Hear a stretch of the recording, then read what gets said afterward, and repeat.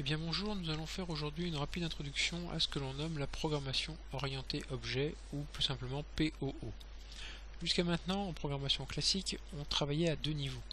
Le programmeur qui utilise Visual Studio, vous en l'occurrence, vous avez fait des programmes console ou des programmes Windows Form, et l'utilisateur final qui va utiliser votre application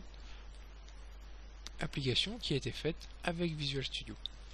C'est vrai que pour l'instant vous avez joué sur les deux niveaux, vous étiez les deux niveaux, sauf quand vous m'envoyez un projet, à la limite là l'utilisateur c'était moi et le programmeur c'était vous. Maintenant on va se poser la question si l'application en elle-même est Visual Studio, c'est-à-dire l'outil que vous développez. À ce moment-là, on renverse totalement les rôles puisque l'utilisateur n'est autre que vous. Vous utilisez une application qui a été développée par des informaticiens de chez Microsoft. Donc vous voyez, et les informaticiens de chez Microsoft ont joué simplement le rôle de programmeur pour vous, utilisateur. La PO dans tout ça, c'est quoi? C'est simplement la programmation qui sous-tend Visual Studio, car dans Visual Studio, le programmeur manipule des classes et des objets. Vous, sans le savoir, vous avez manipulé des classes, vous avez manipulé des objets, vous avez créé des objets. On n'a pas créé de classe, mais vous avez déjà créé des objets, si vous regardez toutes les applications ou les vidéos qu'on a faites. La programmation orientée objet n'est ni plus ni moins que la conception de classes et l'utilisation d'objets.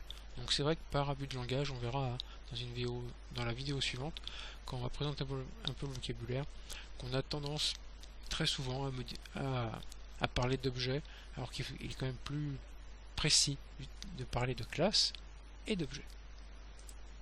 En résumé, on va non plus travailler sur deux niveaux, mais sur trois. Vous, qui êtes développeur en PO, les classes et les objets que vous allez faire vont venir enrichir Visual Studio.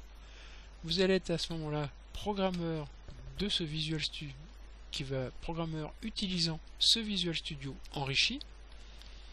Et avec ce Visual Studio enrichi des classes et des objets que vous aurez mis en place et développé en tant que développeur de PO, vous allez écrire une application qui sera diffusée à un utilisateur final.